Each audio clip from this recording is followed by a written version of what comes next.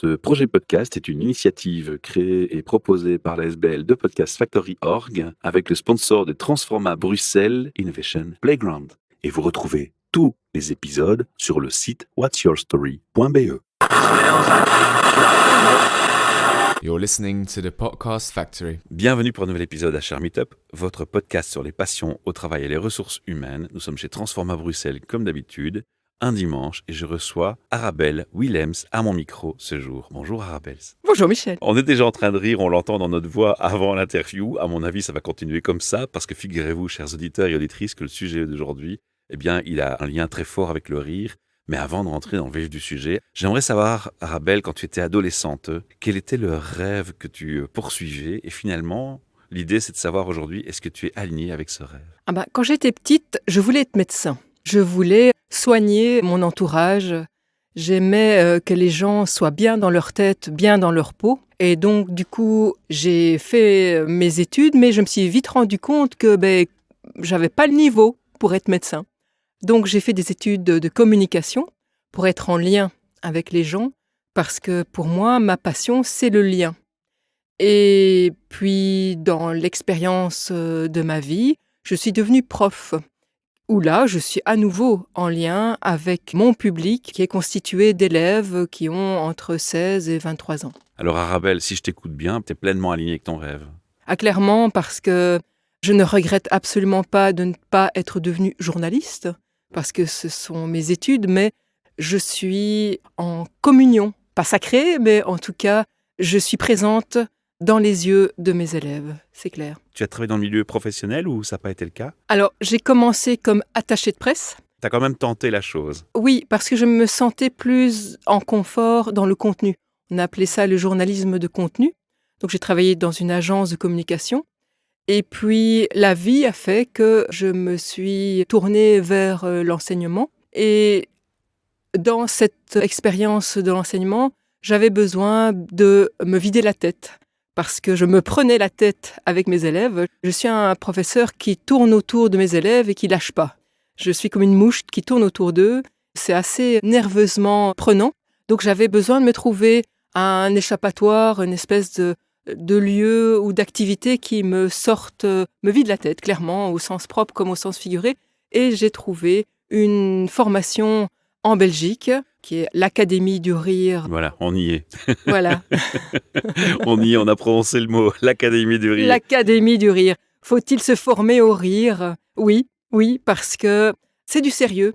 Rire ensemble, c'est du sérieux. Il y a un paradoxe entre les deux mots. Oui, c'est peut-être même oxymore, mais en fait, le rire sans raison procède comme dans l'enseignement. On a une conduite, on n'approche pas les gens n'importe comment, on les prend d'abord un peu par la main, on les rassure. Et puis, comme chaque élève, comme chaque être humain, en fait, c'est pourquoi de ma classe, j'ai ouvert mon atelier au Centre culturel du Reux, où je rends grâce à la directrice qui m'a donné l'occasion, suite à tout de suite ma formation à l'Académie belge, j'ai ouvert un atelier, d'abord très modestement, 1 fois par mois. La sauce a pris, et de 1 fois par mois, c'est devenu 2 fois par mois, où les personnes qui ont commencé avec moi il y a 10 ans me suivent encore. Donc si j'ai bien écouté, au départ, c'est une intention qui est de lâcher la pression, de libérer l'esprit, d'une surcharge mentale. C'est quelque part comme ça que je l'entends. Tout à fait. C'est vraiment mon objectif, c'est surtout ne pas se prendre la tête. Pourquoi cet aspect-là plutôt que de la mindfulness, du yoga, tout simplement, ou du tai chi? Pourquoi spécifiquement cette approche-là t'a parlé à toi? En commençant par ça. Je me suis inscrite à cette formation et étant assez cérébrale, les formateurs se sont dit « mais cette bonne femme, elle n'y arrivera jamais parce qu'elle est trop dans son cerveau, elle lâche pas prise, quoi ». Et j'avais vraiment besoin de lâcher prise et c'est pourquoi j'ai surtout été tenace, j'ai tenu bon parce que le rire sans raison apparente comme ça ne va pas de soi tout de suite. Et c'est ça qui t'a attiré? Ce qui m'a attirée, c'est ne pas réfléchir. Ah oui. C'est là, pour moi, en tant qu'animateur de yoga du rire, le but du jeu, c'est de lâcher prise, mais tout doucement, de ne pas réfléchir à lâcher prise. Justement, on occupe le cerveau, on prend la tête d'une autre façon que d'un point de vue cérébral, on vient par le corps. Après, ça répond clairement à ma question de pourquoi ça te fera plus qu'autre chose, parce qu'effectivement, de ce que j'écoute, c'est la mindfulness, le tai chi, d'autres approches sont plus un peu sur le mental, qu'ici, il n'y a pas de mental à mettre du tout dès le départ. C'est un peu ça que je dois comprendre. Tout à fait. Pour moi, ça coule de source et donc c'est un peu comme la personne qui est le nez dans le guidon. On n'a pas toujours la conscience de ce que l'autre peut voir. Mais donc, moi, mon travail, c'est de prendre par surprise les personnes parce que forcément, les personnes qui viennent à l'atelier et lorsque je fais des team building, il y a ce juge intérieur. Il y a ce juge qui observe un peu ce côté ridicule de rire sans raison. Il n'y a pas vraiment de raison à rire, sauf que la demande, comme on lève la jambe dans la salle de sport, là, à 3, on se met à rire, quoi. Est-ce que, quand tu revois les nouveaux apprenants arriver vers toi dans ton atelier, est-ce que tu te reconnais en eux à tes débuts quand tu es arrivé à l'Académie du Rire en te disant « j'ai une tête appréhension, je suis aussi dans le mental, je n'ai pas encore réussi à m'en décrocher ». Tu te reconnais en eux? Tu Bien peux mieux sûr. les aider grâce à ça, du coup. Bien sûr, parce qu'il faut quelque part, un peu c'est comme le jogging, hein. Au début, ça fait mal. Ça fait mal de Pour changer, démarrer la machine. de démarrer la machine et de changer de fusil d'épaule aussi. Parce que lorsqu'on a été habitué à réfléchir à ce qu'on fait, aux tâches, à être dans son mental, à préparer, à anticiper, là, être pris comme ça par la main et de ne pas savoir vers quoi on va, surtout. Est-ce qu'il ne faut pas aussi une notion de faire confiance déjà Voilà. dès le départ? Absolument. Et surtout d'accepter de lâcher prise, de lâcher les amarres et de se laisser les guider Et d'aller dans l'inconnu. et d'aller dans l'inconnu avec d'autres qu'on ne connaît pas. Alors moi, ce qui m'a bluffé dans ma formation en yoga du rire, c'est que les personnes, en plus à l'Académie belge, c'est fédéral. Donc c'est dans les 2 langues, Ensemble? ensemble. Une fois on entend en néerlandais, une fois on entend en français, mais le rire, il est international. Ouais, on s'en fout de la langue. C'est génial C'est ça ça. comme message. C'est ça qui est Waouh. extraordinaire. C'est que tout le monde est capable de Ah, rire, j'adore. quelle que soit sa langue. On est tous des êtres humains. La seule chose qui différencie, et c'est pourquoi on n'en fait pas, on ne fait pas d'humour. On ne raconte pas de sketch, je ne raconte pas d'histoires drôles. Même si moi-même je suis un sketch, les personnes vrai? qui viennent... Ah oui, oui. J'ai pas remarqué ça, je te mais rassure, Arabelle. si tu vas voir mon atelier, les participants de mon atelier me disent « Mais t'es un sketch en toi-même. Hein. » Tu es rentré à l'académie, mais là, tu allais pour toi au départ. Oui. Et puis là, maintenant, tout d'un coup, tu me dis, mais moi, je le partage. Qu'est-ce qui a fait que tu es passé du « je vais d'abord pour moi » à « j'aime bien, je vais le prôner, je vais le faire autour de moi, je vais le faire vivre à d'autres ». Quel est l'élément qui a fait switcher de l'un vers l'autre? Je tiens à préciser que je ne forme pas au rire. Il y a plusieurs gradations dans l'univers du rire intentionnel. Moi, je me limite et je veux. C'est une volonté de ma part de me limiter, d'être animateur de rire ou animatrice de rire, parce que je suis déjà professeur dans la journée. Tu veux pas refaire ça une deuxième fois, sinon ça tourne en rond. Exactement. Je veux entrer dans un autre univers.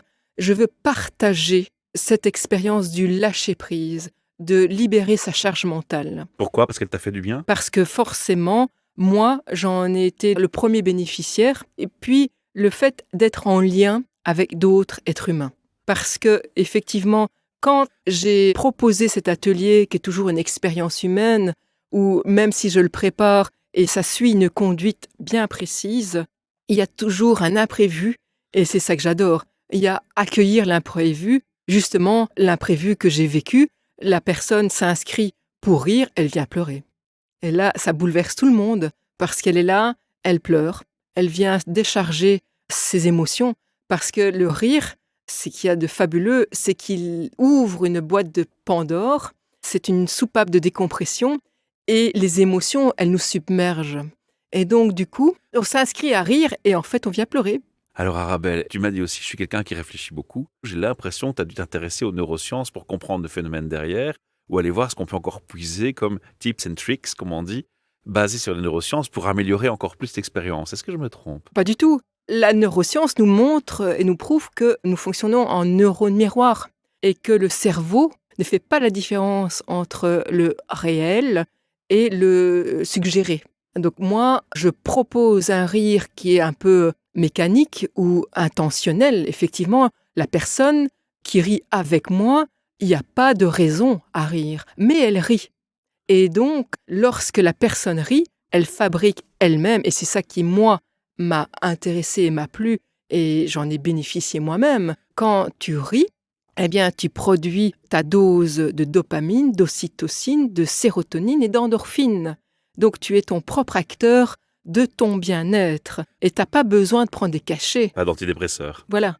Et tu es ton propre producteur de bien-être, d'hormones de bien-être, Et non seulement tu te fais du bien, mais surtout, tu le fais avec l'autre. Donc, dans ta réponse, je dois comprendre que finalement, même si tu prépares, ça te fait tellement vivre de nouvelles expériences que tu finis quand même par rester dans le lâcher-prise, dans le bonheur. Ah oui, oui, clairement. Et justement, j'ai aussi ma conduite dans ma poche. Malheureusement ou heureusement, en tant que professeur, on a toujours une conduite. Je reviens à cette conduite. J'ai toujours mon petit copion dans ma poche parce que Tu as ton schéma mental de fonctionnement. j'ai mon schéma et puis surtout, quand je ris, je lâche prise moi-même en tant qu'animateur. Parce que le cerveau, quand il rit, c'est pas faire autre chose que de rire. Et donc, on oublie les pensées, on se décharge la tête. Quel est le public qui vient vers toi? Est-ce que c'est un public déjà, par exemple, en burn-out? Est-ce que c'est monsieur tout le monde qui est juste curieux?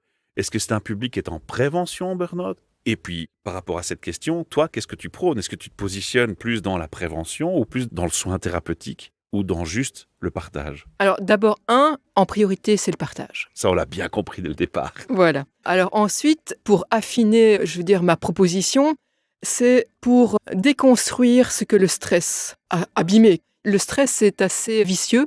Il s'insinue dans notre corps et dans notre mental de façon insidieuse et qui prend du temps et qu'on ne voit pas arriver.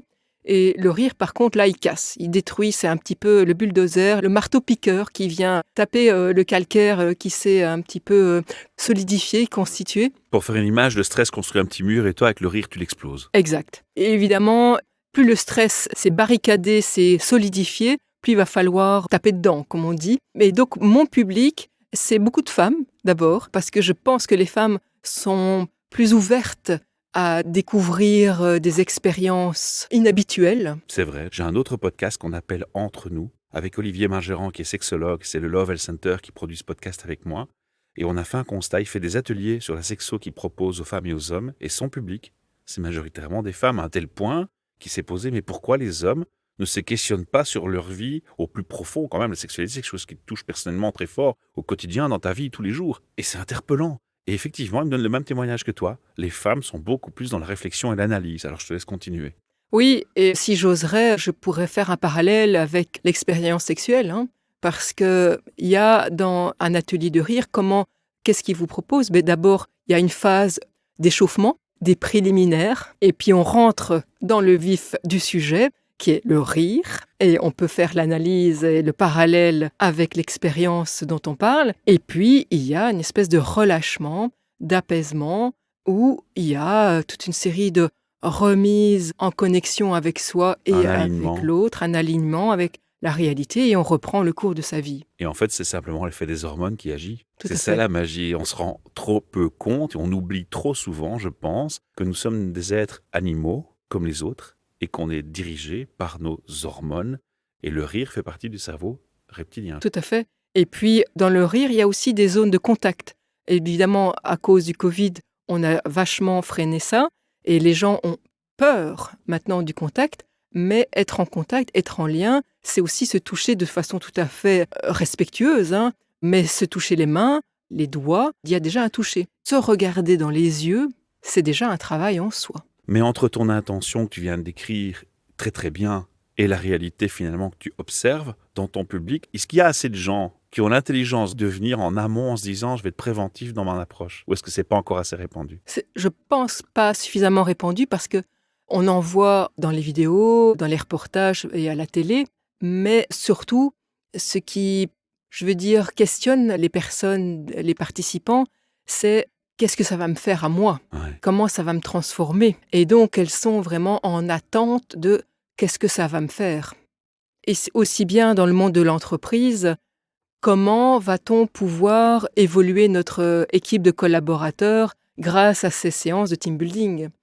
Et j'ai quand même des témoignages très positifs qui me disent oui, une fois qu'on a ri ensemble, on a quand même déjà pu se rapprocher. Est-ce que quand on vient vers un DRH, avec l'approche de yoga du rire, est-ce qu'on est pris au sérieux suffisamment? Est-ce qu'il n'y a déjà pas un frein qui est un cliché et un préjugé persistant? Clairement, on doit démonter le cliché. Mais pour ça, il faut un premier contact déjà.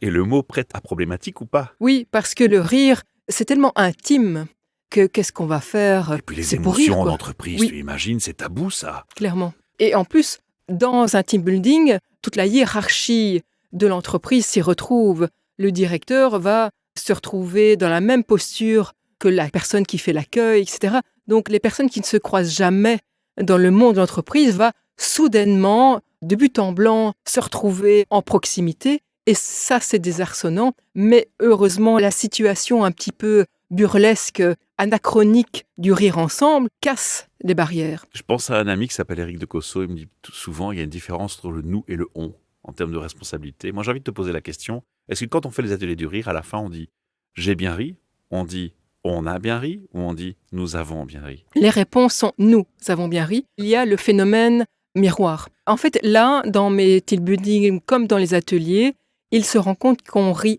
ensemble et non pas des autres. Il y a quand même un moment, on ne sait pas à quel moment, mais lors du team building ou de l'atelier, il y a un moment où on se dit « mais qu'est-ce qu'on fait ici avec cette bande de dingues ici ?» On est tous à la masse et puis ça passe. Et puis c'est communicatif le rire. Voilà. Le fou rire fait rire. Et donc on est pris dans cette vague, dans ce tourment positif et en fin de compte, heureusement, on arrive à se lâcher. Et c'est ça qui est jouissif. Et alors là, quand on entend rire, quand on voit l'autre rire, et d'autant plus quand à un moment donné, on est en phase sur le sol, le dos sur le sol, et donc on ne regarde plus. On entend les rires de chacun et on se laisse rire soi-même. Moi, tu viens de me donner une lueur de magie dans mes yeux, tu le vois. Oui. Parce que ce que les auditeurs ne voient pas, c'est que tu es occupé à faire des gestes et tu vis au plus profond de toi ta passion. Et ça, pour moi, c'est le plus beau cadeau que tu pouvais faire aujourd'hui. Je suis en joie parce que ça, c'est waouh, quoi. Dommage qu'il n'y a pas d'image. Là, franchement, c'est un moment unique. Et on sent ici toute ta passion. J'ai dire chapeau, respect. Après avoir été convaincu, je fais tomber le préjugé, je m'intéresse à ce que tu me proposes, je comprends la pertinence et l'approche des neurosciences et les effets, je veux bien comprendre et entendre les feedbacks que tu en reçois. Donc voilà, potentiellement je suis intéressé, mais combien de temps ça dure et qu'est-ce que ça coûte et comment on mesure le succès qu'on a atteint? Il y a un sondage, je propose une enquête, je vais dire, de satisfaction. Elle mesure dans quel état on se trouve chacun avant, dans le in et le out. Des questions du genre, est-ce que tu te sens mieux maintenant? Ce sont des questions de niveau d'énergie, de niveau de rumination dans lequel chacun est pris ou pas. Ça, c'est quelque chose qui est réfléchi avant et après, parce que pendant, forcément, on n'est pas dans la réflexion, on est dans le vivre l'expérience. Et en fait, tout dépend. Moi, je me déplace en entreprise. Évidemment, on a besoin d'un espace où on peut évoluer dans la complicité. Parce que justement, c'est une activité tellement hors norme qu'on vit les choses, il n'y a pas de spectateurs, on est tous acteurs. Et donc, du coup, je demande à ce qu'il n'y ait pas d'activité dans un open space où d'autres personnes pourraient nous regarder comme un aquarium. Oui. Parce que forcément, si déjà notre regard est un frein, celui des autres encore pire. Donc ça, c'est un peu l'exigence que j'ai, C'est c'est de toujours se cette retrouver. notion d'inquiétude du paraître. Qu'est-ce que je vais avoir l'air d'eux? Exactement. Un local avec des fenêtres partout, on voit quand on passe dans le couloir ce qui se passe à l'intérieur, c'est niette. C'est pas possible. Parce qu'on C'est a besoin important à de préciser. complicité. Il y a quand même un moment de bienveillance où justement, cette bienveillance, elle existe, mais au départ, elle n'y est pas.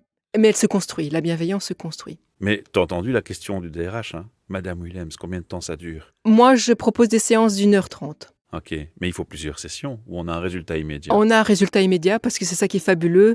La charge mentale peut justement se vider au bout d'1h30. Comment ça se passe, sans donner tous les détails pratiques, sans donner tous tes secrets, mais comment ça se passe? Donc, on arrive dans l'entreprise, tu es présenté au groupe de personnes, à une équipe, j'imagine, on se rend dans le local, on se met pieds nus, on se met sans les chaussures, il y a des exercices préparatoires. Comment ça se déroule cette heure et demie, en gros, dans les grandes lignes? Effectivement, je suis accueillie, généralement, c'est souvent avant un repas, donc les gens ont plus envie de se nourrir et donc c'est un petit peu, généralement aussi, le DRH n'a pas prévenu les participants, donc j'arrive comme un cheveu dans la soupe. C'est mieux, c'est moins bien? C'est challengeant pour moi Oui, ça j'imagine. parce que je dois capter leur attention et leur expliquer que ça sera en toute sécurité, que je ne leur veux pas de choses exceptionnelles, que c'est tout à fait accessible et efficace dès la première fois. T'as déjà eu des malaises où quelqu'un dit non, ça, hors de question, je sors? Alors oui, mais c'est très exceptionnel.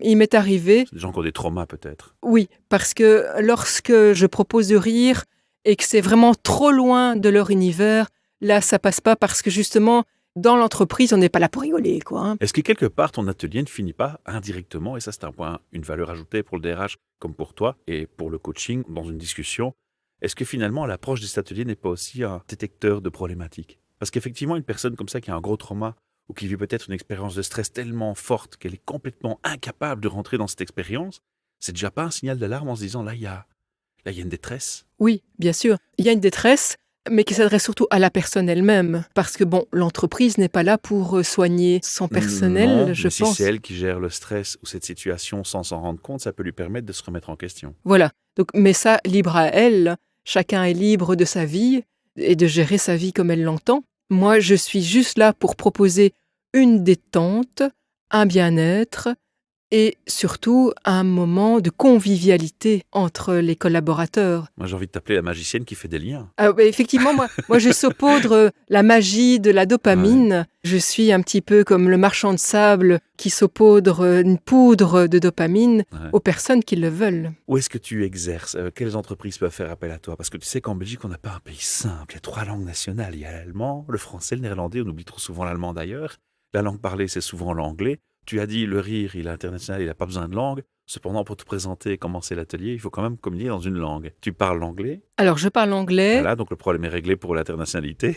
Oui, et on rit pas de la même façon d'un coin à l'autre du pays. Donc moi, j'ai plus une orientation francophone formée à ce qu'on appelle le rire bien-être. Et donc ça, c'est plutôt les Français qui proposent cette formation rire bien-être que j'ai fait dans les années qui ont précédé. Et donc moi, effectivement, c'est pour ça que tu m'entends parler beaucoup de détente et de bien-être, parce que c'est plus mon axe de fonctionnement, parce qu'il y a d'autres animateurs qui proposent de la danse. Oui. Moi, je ne propose pas de danse, parce que dans la danse, tu comptes les pas. Et moi, tout ce qui est comptage, forcément, c'est cérébral, et moi, c'est aux antipodes de Tu ma veux recherche. un réel lâcher Lâcher prise. prise. Toute ma réflexion est de trouver les astuces pour lâcher le mental. Et donc, je propose du rire en français, en anglais. Je peux me débrouiller en néerlandais. Le néerlandais n'est pas mon fort. Mais c'est déjà pas mal, Arabelle. Écoute, c'est fantastique. Dernier morceau de la question du où. Où est-ce que je te trouve, Arabelle? Je viens d'écouter en tant que DRH ou patron d'entreprise ou manager ton interview. Je me dis, finalement, elle a totalement raison. Elle m'a ouvert l'esprit. Je fais tomber les préjugés, les barrières et je veux essayer. Comment est-ce que je te contacte? J'ai un site qui s'appelle arirensemble.be pour être en lien. Porte bien son nom. Ça veut dire ce que ça veut dire. On peut te contacter sur LinkedIn aussi? Oui. La porte est ouverte. On n'a plus qu'à te contacter et faire appel à toi. Alors, on va clôturer cette interview par 3 questions fétiches aussi. C'est quoi pour toi, Arabelle, maintenant que tu as une expérience en entreprise, un bon RH? Parce que tu as dû en côtoyer quelques-uns. Un bon RH, c'est celui qui a un regard sur les événements que vivent les collaborateurs de leur entreprise et qui est réactif à leurs événements de vie et qui peut comprendre qu'il y a des moments où on arrive un peu plus fatigué, qu'il y a des moments où on est un peu plus ou moins présent dans la tête et dans le mental. Et justement, c'est à ce moment-là qu'ils sont des faisceaux lumineux et que c'est le moment de réagir, de proposer des team building de bien-être. Une écoute et une ouverture d'esprit plus grande, j'ai l'impression. Oui. C'est ce qui te parle. Oui. Est-ce que tu as déjà connu un effet waouh? Un endroit où tu vas, que ce soit les gens, le mobilier, les lieux, l'ambiance, il se passe de la magie dans ta tête, tu t'y attendais pas, et le mot qui te vient en tête, c'est waouh. On a juste envie d'y être. Et si ça ne t'est jamais arrivé, qu'est-ce qui te donnerait cet effet de petite lumière, waouh? Alors ça m'est déjà arrivé régulièrement et c'est ça qui est quelque part un peu C'est une difficile bonne nouvelle. à vendre parce que c'est tellement magique. Il y a une espèce de rayonnement, je ne vais pas dire lumineux, mais il y a une onde. Il y a une onde positive qui rayonne à travers le groupe, qui est captable dans la sensation, dans le sensoriel, mais qui est difficilement visionnable par un reportage, mais les personnes ressentent cette onde positive qui les traverse. Donc si tu as une attention et que tu écoutes tes émotions, tu l'observes. Absolument, c'est palpable. Et les gens me reviennent avec un visage qui est rayonnant. Et ça c'est magique. Un message à tous les DRH, tous les patrons d'entreprise qui nous écoutent, tous les managers qui nous écoutent aujourd'hui. Lequel aurais-tu envie de donner? Le message, c'est de ne pas avoir peur, de contacter les émotions. Parce qu'effectivement, le rire fait partie de l'intime, mais on est dans une époque où justement, l'intime a une conséquence sur notre vie professionnelle. Dans ces émissions, les auditeurs, dans le texte descriptif du podcast, auront un lien. Et s'ils cliquent sur ce lien, ils auront la possibilité, en activant le micro de l'ordinateur, de s'enregistrer. ils peuvent te laisser un message. S'ils veulent mentionner dans ce message qu'ils autorisent le partage sur les réseaux sociaux et qu'ils te laissent un message vocal, je partage ce lien en commentaire du podcast sur les réseaux. Quand on le diffusera, tu pourras les découvrir de cette manière-là et y répondre de la même manière. S'ils ne le veulent pas, s'ils ne le précisent pas, je t'enverrai le lien, t'écoutes en privé, tu réponds en privé si le bon te semble. Mais là où ça peut être très sympa, c'est que j'aimerais inviter quelques auditeurs courageux à se dire, et si je prenais ce lien et que je me tape un bon fou rire au micro, que je l'enregistre et que je l'envoie. Et j'aimerais bien qu'il y ait 4 ou 5 liens au moins qu'on puisse mettre en commentaire avec des rires différents. Parce qu'à la limite, même sans ta présence, là, on pourrait avoir un bon fou rire en écoutant les rires des autres et ça ferait un bien fou et une petite préparation avant de prendre contact avec toi. Que penses-tu de l'idée ? Ah, ça serait formidable parce que justement entendre rire, ça fait un bien fou et ça donne envie de rire. Alors, quel que soit votre âge, vous avez envie de faire un fou rire, là, et de le partager, allez-y, go, il y a un lien dans le podcast. Merci pour votre écoute et votre attention. Merci Arabelle de t'être déplacée, de m'avoir accordé ton temps précieux. J'ai ressenti ta passion, c'est le plus beau cadeau de ma journée aujourd'hui. Tu as fait ma journée, donc merci déjà. J'ai même ri aussi, tu as vu. Et on se retrouve quand tu le sais à notre micro. À très bientôt. Avec grand plaisir, merci. You're listening to the Podcast Factory. Ce projet podcast est une initiative créée et proposée par la SBL de Podcast Factory Org avec le sponsor de Transforma Bruxelles Innovation Playground. Et vous retrouvez tous les épisodes sur le site whatsyourstory.be.